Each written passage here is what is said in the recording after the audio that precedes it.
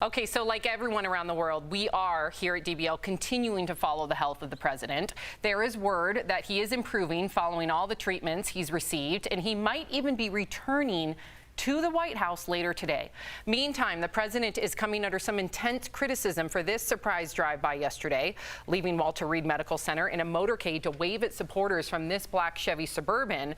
An attending physician at Walter Reed slammed the president for putting members of the Secret Service at risk. They were in the front seat, hardly able to maintain proper social distancing.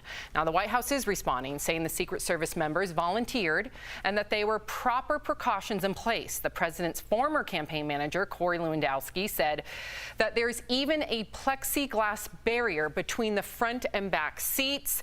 Now, Lindsay, what did you make of this photo op?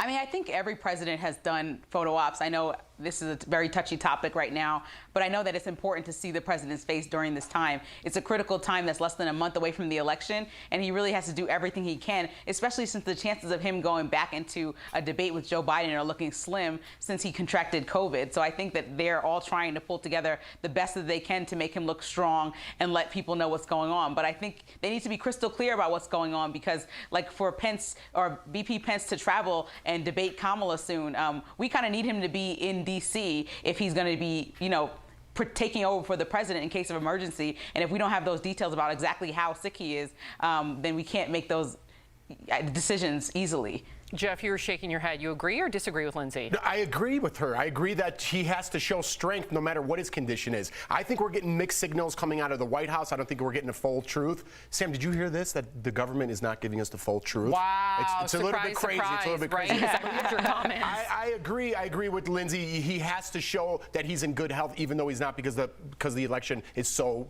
30 days away now? Listen, and I understand that. I do. But I disagree with you and Lindsay in the sense that how many people have had to suffer in the hospital without seeing their loved ones, or even, God forbid, die in the hospital without seeing their loved ones, because the hospital and several staff from the Walter Reed Hospital has said that they 1,000% were against this because they know the severity and the likelihood that somebody could contract this very contagious virus. Is it worth it to me?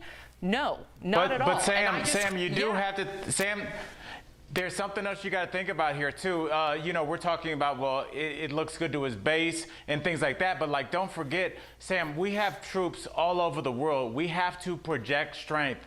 I've listened to a couple podcasts about this over the weekend. I really went deep, and a lot of military strategists are saying that you are prone to cyber attacks and actual attacks on your troops all over the world if you seem weak to your enemy. So there is another component we have to factor in here. I still listen, as a sister to somebody that every single day wears PPE, and some of her fellow nurses, even in PPE, even in the surroundings of a hospital where they take every precaution, they have contracted the coronavirus. They have. So there is a chance that these Secret Service members, and I pray to God that they don't. I do. But there is a chance that they could contract it. Now they have to self-quarantine. They have families. I understand that they volunteered, and this has nothing to do with the president. And I understand what all your points are about, all of your points, but I still disagree. I don't think it's worth it. I don't think it's worth it for those two Secret Service members, and I don't think it's a good example when we know how contagious this virus is. And I actually think it's a slap in the face to all the people that had to die alone because their loved ones weren't able to see them. That's just my opinion, and clearly I'm in the minority. Let's see what our DBL Nation has to say. We have a lot of your comments coming in, and many of you disagree with me, and that's okay. That's what this show is all about. But let me read a few comments from each side. Joe on Twitter: how did the staff at Walter Reed let that happen? Why was he not restrained? This is lunacy. Bev on Twitter: I think this is terrific. Go, Mr. President. Elizabeth on Twitter: very dodgy. This is the height of vanity. And Kim on Twitter: he is a man of the people for sure. I can just hear the libs losing their minds over this one. Again, I don't want to make this a Trump thing. This is just me more than ever, just after hearing from my sister who's a nurse and considering just everybody who could have been exposed. That to me is of the utmost important. I just want everybody out there to be safe, including our president. I wish him well.